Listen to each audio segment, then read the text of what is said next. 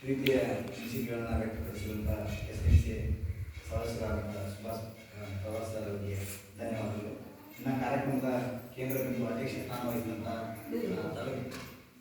ತಾಲೂಕಿನ ಮೊದಲ ಅಧಿಕಾರಿಗಳಾದಂಥ ಶ್ರೀ ಭೈರಪ್ಪ ತಳವಾರ್ ಸರ್ ಅವರು ಒಂದೆಲ್ಲ ಮಾತುಗಳನ್ನು ವ್ಯಕ್ತಪಡಿಸಬೇಕಂತ ಕೇಳ್ತಾರೆ.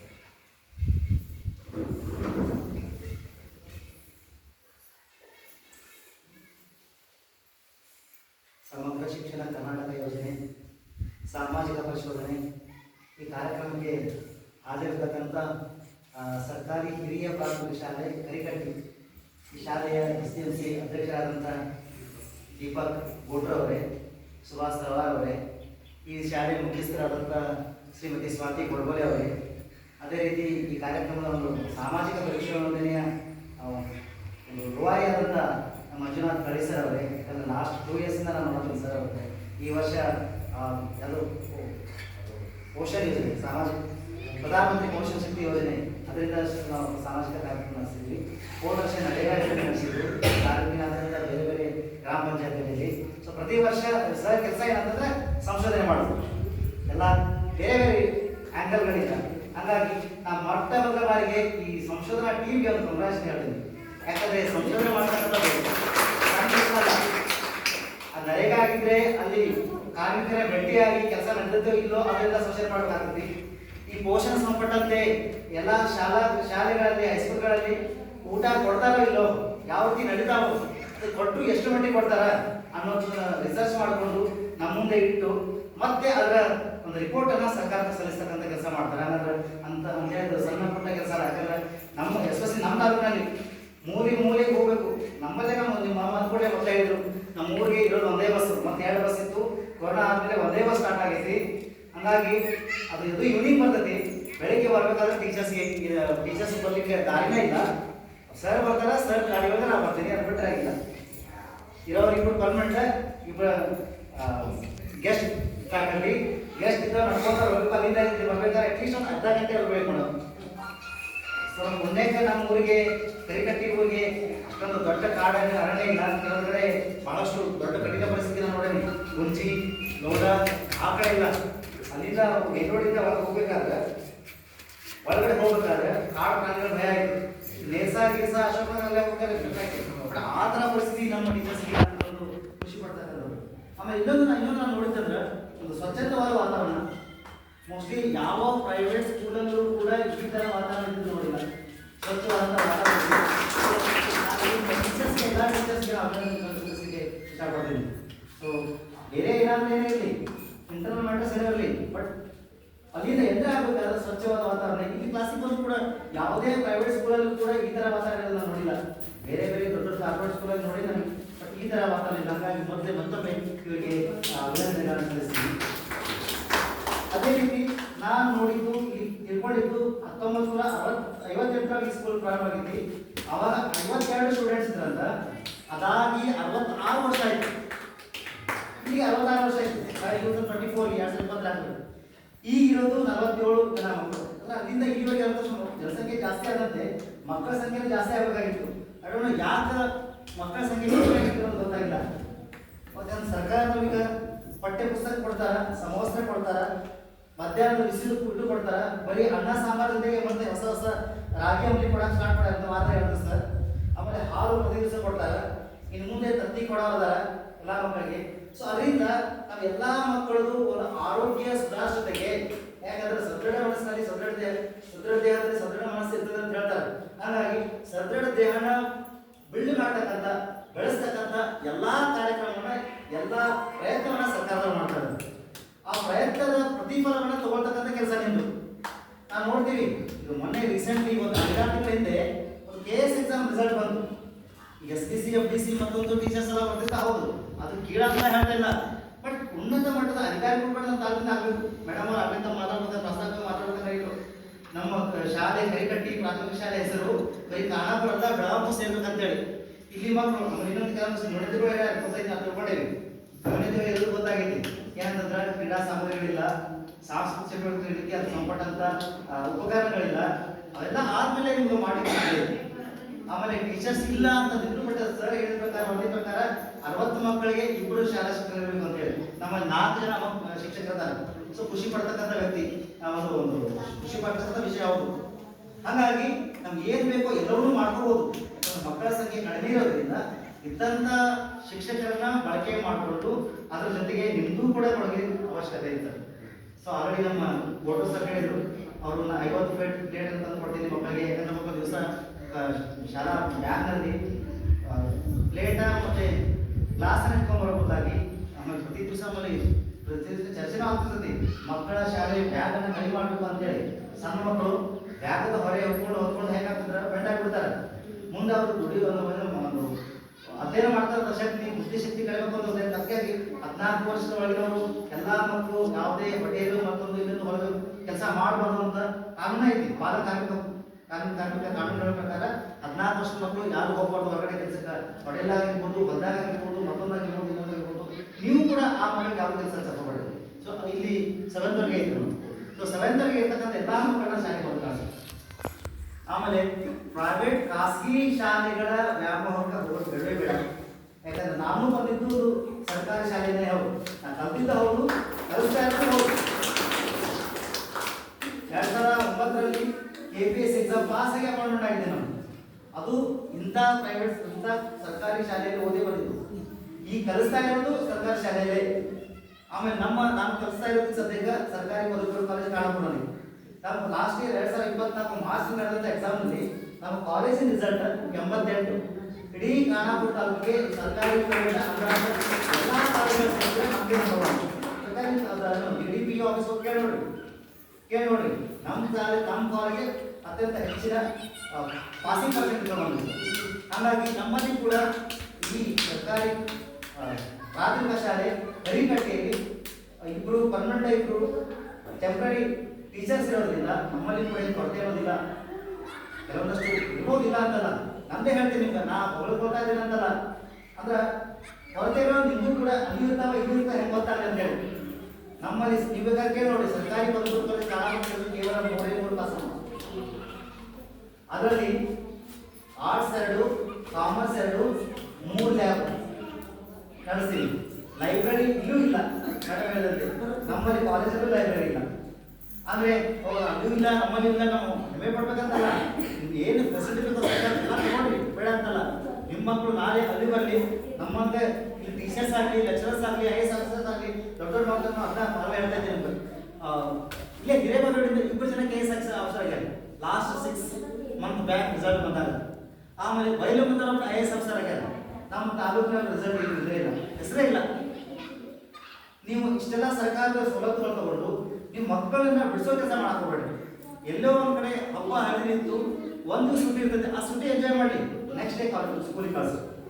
ಬೇರೆಯವರ ನಿಮ್ಮ ತಾಯಿಯಂದ್ರೆ ನಿಮ್ಮ ತವರು ಮನೆಗಿಂತಂದ್ರೆ ಮಕ್ಕಳು ಕರ್ಕೊಂಡು ಹೋಗ್ಬಿಡ್ತೀರಿ, ವಾರಗಂಟೆ ಹೋಗ್ಬಿಡ್ತೀರಿ, ಹೌದಾ?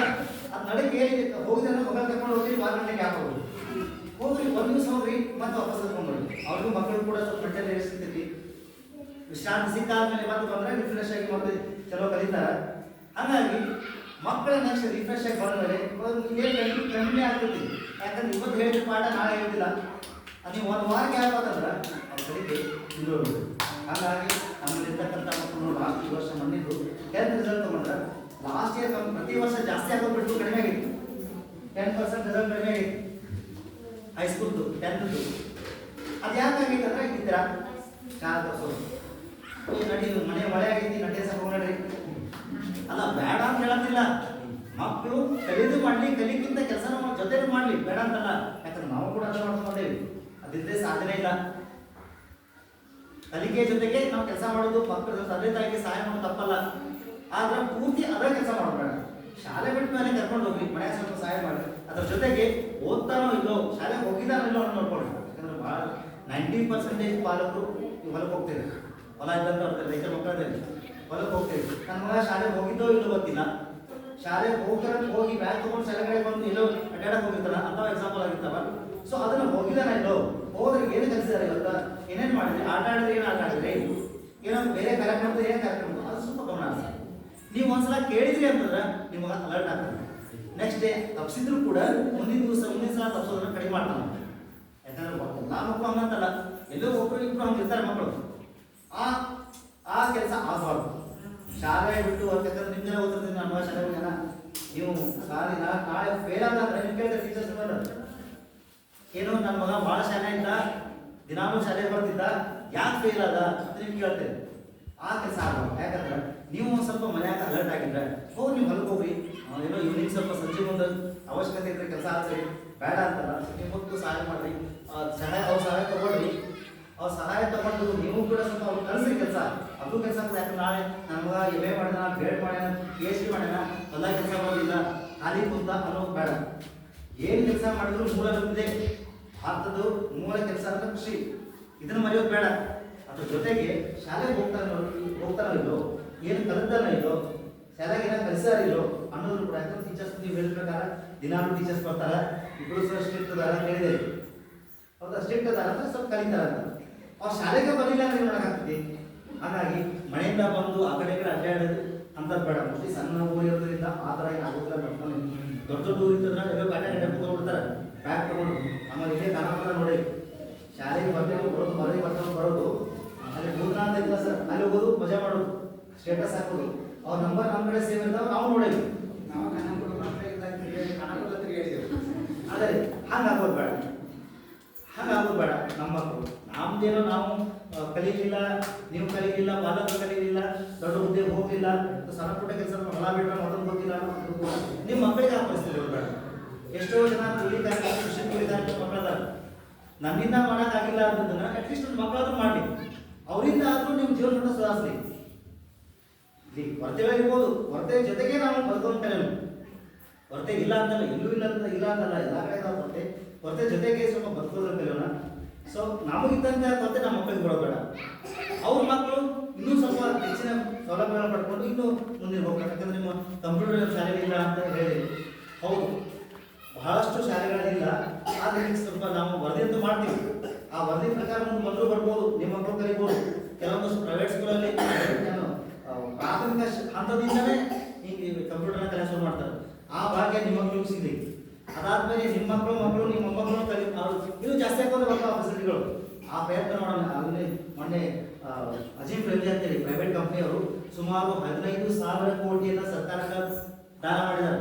ತಮ್ಮ ಕಂಪ್ನಿಯ ಲಾಭದಲ್ಲಿ 1 ಕೋಟಿ 2 ಕೋಟಿ ಇಲ್ಲ, 15,000 ಕೋಟಿಯನ್ನು ಸರ್ಕಾರಕ್ಕೆ ದಾನ ಮಾಡ್ಯಾರ. ಈ ಬಿಸಿ ಊಟ ನಿಮ್ಮೆಲ್ಲ ನಮ್ಮ ಏನೇನು ನೋಡಿದಿರಲ್ಲ, ಎಲ್ಲವನ್ನೂ ಸರ್ಕಾರ ಕೊಡ್ಲಿಕ್ಕೆ ಆಗೋದಿಲ್ಲ.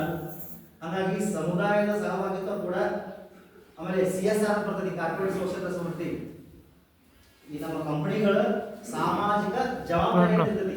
ಅದರಲ್ಲಿ 15,000 ಕೋಟಿ ಸರ್ಕಾರಕ್ಕೆ ದಾನ ಕೊಟ್ಟಾರ. ಅದರಲ್ಲಿ ಮುಂಬರುವ ದಿನಗಳಲ್ಲಿ ಅಂತ ಕೆಲವೊಂದಷ್ಟು ಕೊಡಾಕತ್ತವ್ರೆ, ಇನ್ನೂ ಫೆಸಿಲಿಟಿ ಸಾಕಷ್ಟು ಆಗ್ತಾವ. ಹಾಗಾಗಿ ಪ್ರೈವೇಟ್ ಸ್ಕೂಲ್ಗಿಂತ ಏನು ಕಡಿಮೆ ನಮ್ಮ ಶಾಲೆಗಳು ಕೂಡ ಬೆಳಿತಾವ. ಹಾಗಾಗಿ ಯಾರು ಕೂಡ ಪ್ರೈವೇಟ್ ಖಾಸಗಿ ಶಾಲೆಗಳ ವ್ಯಾಮೋಹ ಬೇಡ. ಆಮೇಲೆ ಮುಂಬರುವ ದಿನಗಳಲ್ಲಿ ಇಂಗ್ಲಿಷ್ ಮೀಡಿಯಂ ಕೂಡ ನಮ್ಮಲ್ಲಿ ಸ್ಟಾರ್ಟ್ ಮಾಡೋ ಯೋಜನೆಗಳದಾವ. ಈಗ ಈಗಾಗಲೇ ಕೆಲವೊಂದು KPS ಸ್ಕೂಲ್ ಸ್ಟಾರ್ಟ್ ಮಾಡ್ಯಾರ. KPS ಸ್ಕೂಲ್ಗಳಲ್ಲಿ LKG ಅಕ್ಷರದಿಂದ ಸ್ಟಾರ್ಟ್ ಮಾಡ್ಯಾರ. ಅಲ್ಲಿ ಕನ್ನಡ ಜೊತೆಗೆ ಇಂಗ್ಲಿಷ್ ಸ್ಟಾರ್ಟ್ ಮಾಡತ್ತಾರೆ, ನಿಮ್ಮಲ್ಲಿನೂ ಮಾಡ್ತಾರೆ. ಹಾಗಾಗಿ ಈಗ ಸದ್ಯ ಏನು ನ್ಯೂನತೆಗಳದಾವ ಅವೆಲ್ಲ ಸರಿಪಡಿಸ್ತಾರೆ. ಆಮೇಲೆ ಇಲ್ಲಿ ನಮ್ಮ ಪರ್ಟಿಕ್ಯುಲರ್ ಈ ಶಾಲೆಯಲ್ಲಿ ಸರ್ ಕರಿಕಟ್ಟಿ ಪ್ರಾಥಮಿಕ ಶಾಲೆಯಲ್ಲಿ ಏನು ನ್ಯೂನತೆಗಳದಾವ, ಏನು ಅವಶ್ಯಕತೆ ಐತಿ, ಏನು ನಿಮ್ಗೆ ಬೇಕೈತಿ, ನಾವೆಲ್ಲ ಪಟ್ಟಿ ಮಾಡ್ಕೊಂಡೇವಿ. ಯಾಕಂದ್ರೆ ನಿಮ್ಗೆ ಬಿಲ್ಡಿಂಗ್ ಸೋರ್ತಾವ ಅಂತ ಕೇಳೇವಿ. ಆಮೇಲೆ ಬಸ್ ಫೆಸಿಲಿಟಿ ಇಲ್ಲ, ಬಸ್ ಫೆಸಿಲಿಟಿ ಮಕ್ಕಳಿಗೂ ಬೇಕು, ಕೆಲವಷ್ಟು ಪಾಲಕರು ಬೇಕಾಗ್ತೈತಿ, ಪ್ರಮುಖವಾಗಿ ನಮ್ಮ ಟೀಚರ್ಸ್ ಬೇಕಾಗ್ತೈತಿ. ಟೀಚರ್ಸ್ ಬೆಳಿಗ್ಗೆ 10 ಗಂಟೆ ತನಕ ಬರ್ತಾರ, ಅಲ್ಲಿಂದ ಇಲ್ಲಿ ಬರೋದು ದೊಡ್ಡ ಸಮಸ್ಯೆ ಇದೆ. ನಾನು ಇದಕ್ಕಿಂತ ಮುಂಚೆ ಯಾವುದೋ ಸರ್ಕಾರಿ ಪದವಿ ಕಾಲೇಜ್ ಹುಣಸೇಕಟ್ಟೆ ಇದ್ದೆ. ಈ ಕ್ಲಾಸ್ 5 ಕಿಲೋಮೀಟರ್ ನಡ್ಕೊಂಡು ಹೋಗುವಂಥ ಪರಿಸ್ಥಿತಿ ಇತ್ತು. ಅವರಿಗೂ ಕೈ ಮಾಡ್ಕೊಂಡು ಹೋಗೋದು, ಆ ಪರಿಸ್ಥಿತಿ ಇರೋದು. ನಿಮಗೂ ಇದಲ್ಲ ಸರ್ ಇರೋದು. ಸೊ ಸ್ವಲ್ಪ ನೀವು SDMC ಅವ್ರ ಮೆಂಬರ್ಸ್ ಎಲ್ಲ ಹೋಗಿ ಸ್ವಲ್ಪ ಗ್ರಾಮ ಪಂಚಾಯತಿಂದ ಇದು ಮಾಡ್ಕೊಂಡು MLA ಕಾಂಟ್ಯಾಕ್ಟ್ ಮಾಡಿದ್ರೆ ಸ್ವಲ್ಪ ಈ ಸಮಸ್ಯೆ ಅಟ್ಲೀಸ್ಟ್ 2 ಬಸ್ ಆದರೂ ಬೆಳಿಗ್ಗೆ ಒಂದು ಅದೇ ಸ್ವಲ್ಪ ಮುಂದೆ ಸ್ವಲ್ಪ ಒಂದ್ಸಲ 2 ಸಲ ನೀವು ಅಧ್ಯಕ್ಷ ಮೂಲಕ ಗ್ರಾಮ ಪಂಚಾಯತ್ ಅಟ್ಲೀಸ್ಟ್ 2 ಬಸ್ ಆದರೂ ಇವ್ರು ಬರೋ ಟೈಮಕ್ಕೆ ಹೋಗೋ ಟೈಮಕ್ಕೆ ಆದ್ರೆ ಅನುಕೂಲ ಆಗ್ತದೆ. ಸೊ ಅದು ಅನುಕೂಲ ಆಗ್ತದೆ. ಆಮೇಲೆ ಒಂದೇ ಬಸ್ ಇದ್ರೆ ಸ್ವಲ್ಪ ಅಟ್ಲೀಸ್ಟ್ 2 ಆಗಲಿ. ಮುಂದೆ ಬರೋ ದಿವಸ ಹಂಗೆ ಒತ್ತಡ ಜಾಸ್ತಿ ಮಾಡೋಣ, ಒಮ್ಮೆಲೆ ಆಗೋದಿಲ್ಲ. ಕಂಪ್ಯೂಟರ್ ವ್ಯವಸ್ಥೆ ಇಲ್ಲ ಅಂತಂದ್ರೆ ಆಮೇಲೆ ಎಷ್ಟು ನಿಮ್ಗೆ ಮಕ್ಕಳು ಕಲಿಯಾಕಬೇಕು, ಆಫೀಸಿಯಲ್ ಡಾಕ್ಯುಮೆಂಟ್ ಅನ್ನು ತಯಾರು ಮಾಡಿ ಕಳ್ಸೋಕೆ ಬೇಕಾಗ್ತದೆ. ಅದಕ್ಕೂ ಬೇಕಾ, ಅದು ನಾವು ಕಂಪಲ್ಸರಿ ಕಳಿಸಿದೆ ಅಂತ ವರದಿ ಮಾಡ್ತೀವಿ. ಕುಡಿಯುವ ನೀರು ವ್ಯವಸ್ಥೆ ನಮ್ಮ ಪರಿಸರ ಹೇಳಿದ್ರು 15ನೇ ಹಣಕಾಸು ಯೋಜನೆ ಅಡಿಯಲ್ಲಿ ಒಂದು ಬೋರ್ವೆಲ್ ಹಾಕೊಳ್ಳೋಕೆ ಅವಕಾಶ ಐತಿ. ಅದನ್ನ ನೀವು ಪ್ರಯತ್ನ ಪಟ್ಟ ಸಾಧ್ಯ ಇದೆ. ಮಕ್ಕಳಿಗೆ ಶುದ್ಧ ಕುಡಿಯುವ ನೀರು ಅದ್ರ ಜೊತೆಗೆ ಫಿಲ್ಟರ್ ವ್ಯವಸ್ಥೆ ಮಾಡ್ಕೋಬಹುದು. ಸರ್ಕಾರದಿಂದ ಗ್ರಾಮ ಪಂಚಾಯತಿಯಿಂದ ನೀವು ಪ್ರಯತ್ನ ಮಾಡಿಲ್ಲ. ಹಾ, ಅದ್ರ ಜೊತೆಗೆ ನೀವು ಬೋರ್ವೆಲ್ ವ್ಯವಸ್ಥೆ ಸರ್ಕಾರದಲ್ಲಿ ಮಾಡಿದ್ರೆ ಫಿಲ್ಟರ್ ಅನ್ನು ನೀವು ವ್ಯವಸ್ಥೆ ಮಾಡ್ಕೊಳ್ಬಹುದು. ಸರ್ ನೀವು ಎಲ್ಲ ಡಿಸ್ಕಷನ್ ಮಾಡಿದ್ರಲ್ಲ ನಿಮ್ಮ ಯಾಕಂದ್ರೆ ಬರೀ ಸರ್ಕಾರ ಇಲ್ಲ ಅಂತ ಆಗಲೇ ಹೇಳಿದೆ 15,000 ರೂಪಾಯಿ ಕೊಟ್ಟಾರ. ಆದ್ರೆ ನೀವು ಸಣ್ಣ ಹುಡುಗಾಸನ ಸಾಧ್ಯ ಆದಷ್ಟು ಯಾಕಂದ್ರೆ ರೈತ ಮಕ್ಕಳು ಇದ್ರಿ, ಎಲ್ಲರೂ ರೈತರದಿರಿ, ಬಡವರ ಅದಿರಿ ಅಂತ ಅಂದ್ಕೊಂಡಿನಿ. ಭಾಳ ದೊಡ್ಡ ಶ್ರೀಮಂತ ಇಲ್ಲ, 1,000 ಕೋಟಿ ಗಂಟೆ ಕೊಡೋದು ಕೆಪಾಸಿಟಿ ಒಪ್ಕೊಳ್ತೀನಿ. ಅದು ಸಣ್ಣ ಒಂದು 10-20 ರೂಪಾಯಿ ಕೂಡಿ ವ್ಯವಸ್ಥೆ ಮಾಡಿದ್ರೆ ಒಂದು ನೀರು ಫಿಲ್ಟರ್ ವ್ಯವಸ್ಥೆ ಮಾಡ್ಕೊಡ್ಬೋದು. ಮಾಡಿದ್ರೆ ನಮ್ಮ ಮಕ್ಕಳಿಗೆ ಅನುಕೂಲ ಆಗ್ತದೆ. ಈಗ ಮಕ್ಕಳಿಗೆ ಅವ್ರ ಮಕ್ಕಳಿಗೆ ಯಾಕೆ ಮುಂದೆ ಹೋಗ್ತದೆ. ಯಾಕಂದ್ರೆ ಒಂದೊಂದು ದಿವಸ ವ್ಯವಸ್ಥೆ ಇಲ್ಲ, ಲಾಂಗ್ ಟರ್ಮ್ ದೀರ್ಘಾವಧಿ ವ್ಯವಸ್ಥೆ ಇದೆ. ಸೊ ಆ ವ್ಯವಸ್ಥೆ ಮಾಡ್ಕೊಡ್ಬೋದು. ಕ್ರೀಡಾ ಸಾಮಗ್ರಿ ಇಲ್ಲ ಅಂತ ಅಂದ್ಕೊಂಡೆ ಮೇಡಮ್ ಹೇಳ್ತಾರೆ, ಇಲ್ಲ ಇದನ್ನ ಸ್ವಲ್ಪ ಬೇರೆ ಏನಾದರೂ ಕಾಂಟ್ರಿಬ್ಯೂಟ್ ಮಾಡಿದ್ರೆ ಸ್ವಲ್ಪ ಮಕ್ಕಳಿಗೆ ಆಡಲಿಕ್ಕೆ ಅನುಕೂಲ ಆಗ್ತದೆ. ಆಮೇಲೆ ಶಾಲಾ ನಮ್ಮ ಆಲ್ರೆಡಿ ಮೇಡಮ್ ಹೇಳಿದ್ರು, ತಾಲೂಕು ಲೆವೆಲ್ ತಾಲೂಕಲ್ಲ ಜಿಲ್ಲಾ ಮಟ್ಟಕ್ಕೆ ನಮ್ಮ ಕರಿಕಟ್ಟಿ ಪ್ರಾಥಮಿಕ ಶಾಲೆ ಹೆಸರು ಮುಟ್ಲಿ ಅನ್ನೋದು ಅದು ಸಾಧ್ಯ ಇದೆ. ಯಾವಾಗಂದ್ರೆ ನೀವು ಸ್ವಲ್ಪ ಕಾಂಟ್ರಿಬ್ಯೂಟ್ ಮಾಡ್ತಾರೆ. ಅವ್ರಿಗೇನು ಬಾಲ್ಸ್ ಇಲ್ಲ, ಚೆಂಡಿಲ್ಲ, ಮತ್ತೊಂದಿಲ್ಲ, ಇನ್ನೊಂದಿಲ್ಲ, ಏನು ಸಾಮಗ್ರಿಗಳ ಅವಶ್ಯಕತೆ ಸರ್ಕಾರದ ಏನು ಬಂದಿಲ್ಲ ಅಂಥವುಗಳನ್ನ ನೀವು ಸ್ವಲ್ಪ ನಿಮ್ಮ ಸಹಭಾಗಿತ್ವದಲ್ಲಿ ಕೂಡಿಸಿ ಮಕ್ಕಳಿಗೆ ಕೊಟ್ರೆ ನಿಮ್ಮ ಮಕ್ಕಳು ತಾಲೂಕಾ ಲೆವೆಲ್ ಸ್ಪೋರ್ಟ್ಸ್ ಇರ್ತಾವ, ಅಲ್ಲಿ ಕೂಡ ನಿಮ್ಮ ಹೆಸರು ತರಬಹುದು. ಅಲ್ಲಿ ಸೆಲೆಕ್ಷನ್ ಆದ್ರೆ ಜಿಲ್ಲಾ ಮಟ್ಟಕ್ಕೆ ಹೋಗ್ಬೋದು. ಮೇಡಮ್ ಅವ್ರ ಆಸೆ ಕೂಡ ಇದ್ದಂಗೆ ಆಗ್ತೈತಿ, ನಿಮ್ಮ ಹೆಸರು ಬರ್ತೈತಿ. ಅದ್ರ ಜೊತೆಗೆ ನಮ್ಮ ಆಹಾರ ಇವತ್ತು ಪ್ರಮುಖ ಏನಂತ ಉದ್ದೇಶ ಅಂತಂದ್ರೆ ಪೋಷಣೆ, ಸರಿಯಾದ ಆಹಾರಕ್ಕೂ ಸಿಗತೈತಿ. ನಮ್ಮ ಹೇಳಿ ವರದಿ ಪ್ರಕಾರ ಕೊಡೋ ಪ್ರಕಾರ ಸರ್ ಅವ್ರು ರಿಸರ್ಚ್ ಮಾಡಿದ ಪ್ರಕಾರ ಆಹಾರ ಧಾನ್ಯ ಸಿಗತೈತಿ, ಪ್ರತಿ ಕೊಡ್ತಾರೆ ಅಂತ ಅದು ಬರ್ತೈತಿ. ಯಾರು ಒಲ್ಲೆ ಅನ್ನೋದು ಬೇಡ ಅದಕ್ಕೆ, ಯಾಕಂದ್ರೆ ಪೌಷ್ಟಿಕಾಂಶ ಇರ್ತೈತಿ. ನಮ್ಮ ಮಕ್ಕಳಿಗೆ ಎಲ್ಲಾ ತರದ ಪೌಷ್ಟಿಕಾಂಶ ಸಿಗುತ್ತೆ. ಆಮೇಲೆ ಗ್ರಾಮೀಣ ಮಕ್ಕಳಿಗೆ ಇರೋದ್ರಿಂದ ನಾವು ಬಂದಾಗ ಸಾಕಷ್ಟು ಸಿಗ್ತಾವ. ಸಿಟಿ ಮಕ್ಕಳಿಗೆ ಅಷ್ಟೊಂದು ಸಿಗೋದಿಲ್ಲ. ನೀವು ಏನು ಬಂದಾಗ ಬೆಳಿತೈತೆ ಕೆಲವೊಂದಷ್ಟು ತರಕಾರಿಗಳನ್ನ, ಅದನ್ನ ನೇರವಾಗಿ ನೀವು ಸಿಗ್ತೈತಿ. ನೇರವಾಗಿ ನೀವು ಮಕ್ಕಳು ಒಂದೇ ತಗೊಂಡು ಮಕ್ಕಳಿಗೆ ಅಡಿಗೆ ಮಾಡಿ ಹಾಕ್ತೇವೆ. ಸಿಟಿ ಮಕ್ಕಳಿಗಿಂತ ಚಲೋ ಪೌಷ್ಟಿಕಾಂಶ ನಿಮ್ಮ ಮಕ್ಕಳು ಸಿಗ್ತೈತಿ. ಸಿಟಿ ಮಕ್ಕಳಿಗೆ ಕಂಪೇರ್ ಮಾಡಿದ್ರೆ ವೆರಿ ಸ್ಟ್ರಾಂಗ್ ಆಗಿ ಬೆಳಿತಾರೆ ಮಕ್ಕಳು, ಹೌದಲ್ಲ ಸರ್? ಸಿಟಿ ಮಕ್ಕಳಿಗೆ ನಾವು ಇಲ್ಲಿಂದ ತಗೊಂಡೋಗಿ ಒಂದು ದಿವಸ ಅಲ್ಲಿ ಮಾರಾಟಕ್ಕೆ ಹೋಗ್ತೀವಿ, ಅಲ್ಲಿಂದ ಒಂದು ದಿವಸ 2 ದಿವಸ ವಾರಕ್ಕೆ ಹೋಗ್ತದೆ. ಎಲ್ಲಾ ಬಾಡಿದ್ದು ತಗೊಂಡ್ ಬಂದು ತೊಳೆದು ಮಾಡಿ ನಮ್ಮ ಸಿಗ್ತೈತಿ. ಅದನ್ನ ನಾವು ಮಕ್ಕಳಿಗೆ ಹಾಕ್ತೇವೆ. ನಾವು ಮಕ್ಕಳ ಪ್ರೈವೇಟ್ ಸ್ಕೂಲ್ ಹಾಕ್ತೇವೆ. ಅದೆಲ್ಲ ಮೇಲ್ಗಡೆಗೆ ಚಲೋ ಇರ್ತಾರೆ, ಕೆಳಗೆ ಬೆಳಗ್ಗೆ ಸ್ಟ್ರಾಂಗ್ ಆಗಿರ್ತಾರೆ, ನೋಡಾಕ ಒಳಗಡೆ ಇರೋದಿಲ್ಲ. ನಿಮ್ಮ ಮಕ್ಕಳು ಆಟ ಆಡಿ ಸ್ಟ್ರಾಂಗ್ ಆಗಿರ್ತಾರೆ, ಒಳಗಡೆ ಸ್ಟ್ರಾಂಗ್ ಆಗಿ ಬೆಳೆದಿರ್ತಾರೆ. ಚೆನ್ನಾಗಿ ಅದನ್ನ ನಾವು ಅರಿತುಕೊಂಡು ಸ್ವಲ್ಪ ನಿಮ್ಮ ಮೊದಲೇ ಏನೇ ಸಿಗ್ತದಲ್ಲ ಆ ಪೌಷ್ಟಿಕಾಂಶಗಳನ್ನು ಕೂಡ ಇಲ್ಲಿ ಸಪ್ಲೈ ಮಾಡಿದ್ರು ಓಕೆ, ನೋ ಪ್ರಾಬ್ಲಮ್. ಕೆಲವೊಂದಷ್ಟು ಈ ಸರ್ಕಾರಿ ಶಾಲೆಗಳಲ್ಲಿ ಅನುದಾನ ಶಾಲೆಗಳಲ್ಲಿ ಏನ್ ಮಾಡ್ತಾರೆ, NGOಗಳಿಂದ ಆಹಾರ ಸಪ್ಲೈ ಆಗ್ತದೆ. ಬೆಳಗ್ಗೆ ರಾತ್ರಿ 6 ಗಂಟೆಗೆ ತಯಾರು ಮಾಡಿದ್ದನ್ನ ಸಪ್ಲೈ ಮಾಡ್ತಾರೆ, ಮಧ್ಯಾಹ್ನ 2 ಗಂಟೆಗೆ 1 ಗಂಟೆಗೆ 1ರಿಂದ 2 ಗಂಟೆಗೆ ಊಟ ಕೊಡ್ತಾರೆ. ಅಂದ್ರೆ ಆಲ್ರೆಡಿ ಅದು ಔಟ್ಡೇಟೆಡ್ ಆಗಿರ್ತದೆ. ಸೊ ನಿಮ್ಮ ಮಕ್ಕಳಿಗೆ ಈ ಶಾಲೆ ನಾವು ಕೇಳಿದ ಪ್ರಕಾರ ಮೇಡಮ್ ಅವರಿಗೆ ತಯಾರು ಮಾಡ್ತಾರೆ. ಆ ಅಡುಗೆ ಮನೆಗೆ ನಿಮ್ಮಷ್ಟು ಸ್ವಲ್ಪ ಇಲ್ಲೇನಾದ್ರು ತಯಾರಾಗಿದ್ರೆ ನೀವು ಬೆಳೆದಿದ್ರೆ ತಗೊಂಡು ಕೊಟ್ರೆ ಫ್ರೆಶ್ ಆಹಾರ ನಿಮ್ಮ ಮಕ್ಕಳಿಗೆ, ಅದರಿಂದ ನಿಮ್ಮ ಮಕ್ಕಳಿಗೆ ಇನ್ನೂ ಒಂದು ಒಳ್ಳೆಯ ಆಹಾರ ಸಿಗ್ತದೆ ಅಂತ ಅಂದ್ಕೊಂಡಿದ್ದೀನಿ. ಅದ್ರ ಜೊತೆಗೆ ಮಧ್ಯಾಹ್ನ ಬಿಸಿ ಊಟ ಸಿಗ್ತದೆ. ಸೊ ಇವೆಲ್ಲ ನೀವು ಏನೇನು ನ್ಯೂನತೆಗಳನ್ನ ಬರೋದು ವರದಿ ಮಾಡ್ತೀವಿ ಸರ್, ನಾವು ವರದಿ ಮಾಡ್ತೀವಿ ಸರ್ಕಾರಕ್ಕೆ. ಮುಂಬರುವ ದಿನಗಳಲ್ಲಿ ನಿಮ್ಮ ಹೆಸರು ಬರ್ತಾವ. ಯಾಕಂದ್ರೆ ನಾವು ಬಹಳಷ್ಟು ಶಾಲೆಗಳು ನೋಡಿ ಎಲೆಕ್ಷನ್ ಡ್ಯೂಟಿಗೆಲ್ಲ ಹೋಗ್ತೀವಿ, ಹಂಚಿರೋದಿಲ್ಲ, ನೀರು ವ್ಯವಸ್ಥೆ ಇರೋದಿಲ್ಲ, ಟಾಯ್ಲೆಟ್ ಫೆಸಿಲಿಟಿ ಇರೋದಿಲ್ಲ. ಟಾಯ್ಲೆಟ್ ಇದ್ರು ಏನೋ ವ್ಯವಸ್ಥೆ ಸ್ವಚ್ಛ ಇಲ್ಲ ಅಂತ ಹೇಳ್ತಾರೆ. ಅದನ್ನ ಮುಂಬರುವ ದಿನಗಳಲ್ಲಿ ನಮ್ಮ SMC ಮೆಂಬರ್ಸ್ ಎಲ್ಲ ಕೂಡಿ, ಅಧ್ಯಕ್ಷರು ಮೆಂಬರ್ಸ್ ಕೂಡಿ ಮಾಡ್ಕೊಡ್ತಾರೆ. ಅದರ ಜೊತೆಗೆ ಕೆಲವು ನೀರಿನ ಫೆಸಿಲಿಟಿ 15 ಹಣಕಾಸು ಯೋಜನೆ ಮಾಡೋಕ್ಕೆ ಅವಕಾಶ ಇದೆ ಅಂತ ಹೇಳಿದ್ದಾರೆ. ಅದನ್ನ ಸರ್ ನೀವು ಸ್ವಲ್ಪ ಪ್ರಯತ್ನ ಪಟ್ರೆ ಸಾಧ್ಯ ಇದೆ, ಅದನ್ನ ಪ್ರಯತ್ನ ಮಾಡ್ರಿ. ಮತ್ತೇನು ಅವಶ್ಯಕತೆ ಐತಿ ನೀವೇನು ಹೇಳಿದ್ರಿ ಅದೆಲ್ಲ ನಾವು ಗಮನ ತಗೊಂಡಿವಿ ಸರ್. ನಾವು ನೋಡ್ಕೊಂಡು ಸರ್ಕಾರಕ್ಕೆ ವರದಿ ಮಾಡ್ತೀವಿ. ಹಂತವಾಗಿ ಒಮ್ಮೆಲೆ ಎಲ್ಲ ಸಾಧ್ಯ ಇಲ್ಲ, ಏನಿಲ್ಲ. ಈಗ ನಿಮ್ಮ ಕೈಲಾದಷ್ಟು ನೀವು ಸಹಾಯ ಮಾಡಿ, ನಮಗಲ್ಲ ನಿಮ್ಮ ಶಾಲೆಗೆ, ನಿಮ್ಮ ಮಕ್ಕಳಿಗೆ. ಸೊ ಅದ್ರ ಪ್ರತಿಫಲ ನಿಮ್ಗೆ ಸಿಗ್ತದೆ. ಅದ್ರ ಜೊತೆಗೆ ಮಕ್ಕಳ ಶಾಲೆಗೆ ಬರ್ತಾರೋ ಇಲ್ಲೋದನ್ನ ನೋಡ್ಕೊಳ್ರಿ. ಬಂದ್ರೂ ಕೂಡ ಓದಿದಾರೋ ಇಲ್ಲೋ, ಏನು ಹೇಳಿದಾರೋ ಅನ್ನೋದನ್ನ ಸ್ವಲ್ಪ ತಿಳ್ಕೊಳ್ರಿ. ಯಾಕಂದ್ರೆ ನಾವೇ ಹೇಳಿದೆ, ಆ ಕಡೆ ಅಡ್ಡಾಡಕ್ಕೆ ಹೋಗ್ಬಿಡ್ತಾರ, ಶಾಲೆಗೆ ಬಂದಿರೋದಿಲ್ಲ, ಶಾಲಾ ಬ್ಯಾಗ್ ತಗೊಂಡು ಬರ್ತಾರ, ಶಾಲೆಗೆ ಬಂದು ಕುತ್ಕೊಳ್ಳೋದಿಲ್ಲ. ಅಂತ ಮಕ್ಕಳಿಗೆ ಸ್ವಲ್ಪ ನೀವು ಮನೆಯಾಗ ಹೋದಾಗ ಕೇಳಿದ್ರೆ ಶಾಲೆಗೆ ಹೋಗ್ತೀರಪ್ಪ ಏನು ಕಲಿಸಿದ್ರು, 1 ದಿವಸ 2 ದಿವಸ ಕೇಳಿದ್ರಂದ್ರೆ ನೆಕ್ಸ್ಟ್ ಅಲರ್ಟ್ ಆಗ್ತಾವ. ನಮ್ಮ ಅಪ್ಪ ಕೇಳ್ತಾರಪ್ಪ, ನಮ್ಮ ಅವ್ವ ಕೇಳ್ತಾರಪ್ಪ, ನಾ ಹೋಗ್ಬೇಕು, ಬಿಡಬಾರ್ದು, ಅಡ್ಡಾಡಬಾರ್ದು ಅಂತೇಳಿ ಅಲರ್ಟ್ ಆಗ್ತಾರ. ನೆಕ್ಸ್ಟ್ ಡೇ ಕ್ಲಾಸಿಗೆ ಬರಕ್ಕೆ ಶುರು ಮಾಡ್ತಾರೆ. ಅಟ್ಲೀಸ್ಟ್ ಏನು ಹೇಳಿದಾರ ಅಂತ. ಯಾಕಂದ್ರೆ ನಾವು ಮನೆಯಾಗ ಓದೋಕ್ಕಿಂತ ಆಟ ಇಲ್ಲೇ ಕೆಲವಷ್ಟು ನದಿ ಕಲಿ ಅನ್ನುವಂಥ ಯೋಚನೆಗಳು ಆಟ ಆಡ್ಕೊಂತ ಕಲಿತಾರ. ಅವು ಕಲ್ತದನ್ನ ತಲೆಯಾಗ ನೆನಪಿಡೋದು ಸಾಧ್ಯೈತಿ. ನಾವು ಬರೀ ಓದೋದಷ್ಟೇ ಅಲ್ಲ, ಓದೋದ್ರ ಜೊತೆಗೆ ಸರಿಯಾಗಿ ಪಾಠ ಕಲಿತಿದ್ದ, ಬಂದಿದ್ದ, ತಿಳ್ಕೊಂಡಿದ್ದ ಅಂತ ಬಹಳಷ್ಟು ಅರ್ಧದಷ್ಟು ಇಲ್ಲೇ ಕಲಿತಿದ್ದ. ಆಮೇಲೆ ಓದೋದು ಅವ್ನು ಓದಲೇಬೇಕು ಓದ್ತಾನ ಅದು ಬೇರೆ. ಹಾಗಾಗಿ ಶಾಲೆಗೆ ಬಂದು ಸರಿಯಾಗಿ ಕೂತ್ಕೊಂಡು ತಿಳ್ಕೊಂಡಿದ್ದಂದ್ರೆ ನಿಮ್ಮ ಮಕ್ಕಳು ಇವತ್ತು ಬರೇ ಏನು ಬರೀ 7th ಮಾತ್ರ ಅಲ್ಲ, 7th ಕಲೀಲಿ, ಹೈಸ್ಕೂಲಿಗೆ ಬರಲಿ, ಕಕ್ಕೇರಿಗೆ ಹೋಗಿ, ಅಲ್ಲಿಂದ PU ಕಾಲೇಜಿಗೆ ಬರಲಿ, ಡಿಗ್ರಿ ಕಾಲೇಜ್ ಹೋಗಲಿ, PhD ಓದಲಿ, ಅಥವಾ ಯಾವುದೇ ಕಾಂಪಿಟೇಟಿವ್ ಎಕ್ಸಾಮ್ ಕೊಡ್ಕೊಂಡು, ಯಾಕಂದ್ರೆ ಆಮೇಲೆ ಕಾಂಪಿಟೇಟಿವ್ ಎಕ್ಸಾಮ್ ಓದ್ಕೊಂಡು ಆಫೀಸರ್ ಆಗಿ ಬರಲಿ. ನಿಮ್ಮ ಊರಿಗೆ ಕೀರ್ತಿ, ನಮಗೂ ಕೀರ್ತಿ, ಕಲಿಸಿದವ್ರಿಗೂ ಕೂಡ ಕೀರ್ತಿ. ನಮ್ಮ ಸ್ಟೂಡೆಂಟ್, ನನ್ನ ವಿದ್ಯಾರ್ಥಿ ಆ ಲೆವೆಲ್ ಮಟ್ಟಕ್ಕೆ ಹೋಗ್ಯಾನ ಅಂತಂದ್ರೆ ನಿಮ್ಗಿಂತ ಮೊದಲು ನಮ್ಮ ಶಿಕ್ಷಕರ ಹೆಮ್ಮೆ ಪಡ್ತಾರೆ.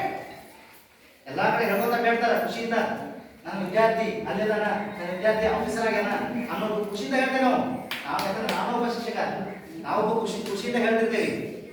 ಆ ಭಾಗ್ಯ ನಿಮ್ಮ ಮಕ್ಕಳಿಗೂ ಬರಲಿ, ಕಲೀಲಿ, ಆಟ ಆಡಲಿ, ಒಂದು ಶುದ್ಧವಾದಂಥ ಆಹಾರವನ್ನು, ಪೌಷ್ಟಿಕವಾದಂಥ ಆಹಾರವನ್ನು ಸೇವಿಸಿ, ಅದರ ಜೊತೆಗೆ ಅಧ್ಯಯನ ಕೂಡ ಚಲೋ ಮಾಡಲಿ.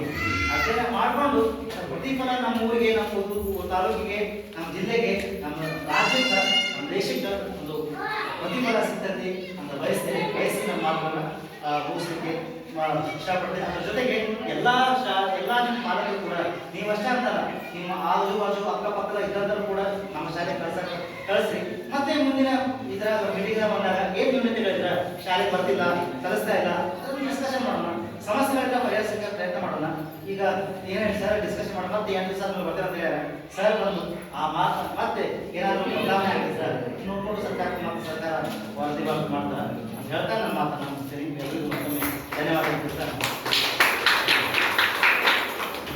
ಇಷ್ಟೊತ್ತು ನಮ್ಮೊಂದಿಗೆ ಈ ಕಾರ್ಯಕ್ರಮದ ಅಧ್ಯಕ್ಷೀಯ ಸ್ಥಾನವನ್ನು ವಹಿಸಿದಂಥ ಶ್ರೀ ವೀರಪ್ಪ ತಳವಾರ್ ಅವರು ಹೇಗೆ ಮಾತಾಡಿದಪ್ಪ ಅಂತಂದ್ರೆ, ಕನ್ನಡಿಯ ಪ್ರತಿಬಿಂಬ ಹೆಂಗಿರುತ್ತೆ, ನಮ್ಮ ಶಾಲೆಯ ಪ್ರತಿಬಿಂಬ ಹೆಂಗಿರುತ್ತೆ ಅಂತ ಇಷ್ಟೊಂದು ಸುದೀರ್ಘವಾಗಿ ಹೇಳಿದ್ರು. ಆಗ ನಮ್ಮ ಶಾಲೆಯ ಬಗ್ಗೆ ನಾವು ಯಾವ ರೀತಿ ಅಭಿಮಾನ ಹೊಂದಿರ್ತೀವಲ್ಲ, ಅದಕ್ಕೆ ನಮ್ಗಿನ ಹೆಚ್ಚು ಅಭಿಮಾನ ಅವ್ರು ಹೊಂದಿರೋದು ನಮ್ಗೆ ಫೀಲ್ ಆಗ್ತದೆ. ಅವ್ರ ಆಶೆಗಳು, ನಮ್ಮ ಆಶೆಗಳು ನಮ್ಮ ಮಕ್ಕಳ ಮೂಲಕ ಜಗತ್ತಿಗೆ ಹೋಗಲಿ ಅಂತ ಹೇಳ್ತಾ ಅವರಿಗೆ ತುಂಬ ಧನ್ಯವಾದಗಳನ್ನು ಹೇಳ್ತಾ ಇದ್ದೇನೆ. ಅದೇ ರೀತಿ ಮುಂದಿನ ಕಾರ್ಯಕ್ರಮ, ಈ ಕಾರ್ಯಕ್ರಮದ ವಂದನಾರ್ಪಣೆ ನಮ್ಮ ಸಹ ಶಿಕ್ಷಕಿಯಾದಂಥ ಜಯಶ್ರೀ ಅವರು. ಎಲ್ಲರಿಗೂ ನನ್ನ ನಮಸ್ಕಾರಗಳು. ಉದಯಿಸಿದ ಸೂರ್ಯ ಮುಳುಗಲೇಬೇಕು, ಅದೇ ರೀತಿ ಒಂದು ಕಾರ್ಯಕ್ರಮ ಪ್ರಾರಂಭವಾದರೆ ಅದು ಮುಕ್ತಾಯವಾಗಲೇಬೇಕು ಎಂದು ಹೇಳುತ್ತಾ ನನ್ನ ಈ ವಂದನಾರ್ಪಣಾ ಭಾಷಣವನ್ನು ಮಾಡುತ್ತೇನೆ. ಈ ಒಂದು ಕಾರ್ಯಕ್ರಮಕ್ಕೆ ಅಧ್ಯಕ್ಷತೆ ಸ್ಥಾನವನ್ನು ವಹಿಸಿದಂಥ ನೋಡಲ್ ಅಧಿಕಾರಿಗಳಾದ ಶ್ರೀ ವೀರಪ್ಪ ಸರ್ ಅವರಿಗೆ ಹೃತ್ಪೂರ್ವಕ ವಂದನೆಗಳು. ಕಾರ್ಯಕ್ರಮದ ಅತಿಥಿ ಸ್ಥಾನವನ್ನು ವಹಿಸಿದಂಥ ಊರಿನ ಹಿರಿಯರಾದ ಶ್ರೀ ಯನ್ನಪ್ಪ ಲಡ್ಕರಿ ಅವರಿಗೂ ಹೃತ್ಪೂರ್ವಕ ವಂದನೆಗಳು. ಹಾಗೆಯೇ ಸಾಮಾಜಿಕ ಭದ್ರತೆ ಸಿಬ್ಬಂದಿ ವರ್ಗದವರಿಗೆ ಹೃತ್ಪೂರ್ವಕ ವಂದನೆಗಳನ್ನು ಸಲ್ಲಿಸುತ್ತೇನೆ. ಹಾಗೆ ಈ ಕಾರ್ಯಕ್ರಮಕ್ಕೆ ಆಗಮಿಸಿದಂಥ ಎಲ್ಲ ಊರಿನ ಹಿರಿಯರಿಗೂ, ಸದಸ್ಯರಿಗೂ ಹಾಗೂ ನಮ್ಮ ಶಾಲೆಯ ಪ್ರಧಾನ ಗುರುಗಳಿಗೂ, ಸಹ ಶಿಕ್ಷಕರಿಗೂ ಎಲ್ಲರಿಗೂ ಹೃತ್ಪೂರ್ವಕ ವಂದನೆಗಳನ್ನು ಸಲ್ಲಿಸುತ್ತಾ ನನ್ನ ವಂದನಾರ್ಪಣೆ ಭಾಷಣವನ್ನು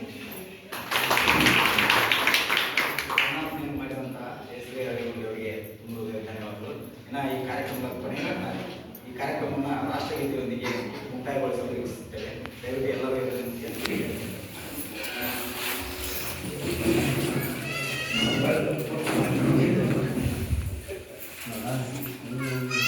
ರಾಷ್ಟ್ರಗೀತೆ ಶುರು.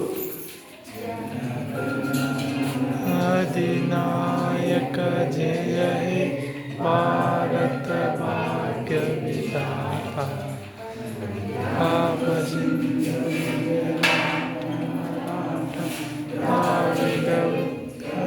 गंगा हिमाचल यमुना गंगा उच्चल जलधि तरंगा, शुभ नामे जागे तव शुभाशिष मागे, गाये जय जय गाता जनमन विधायक जय भारत भाग्य विधाता, हे जय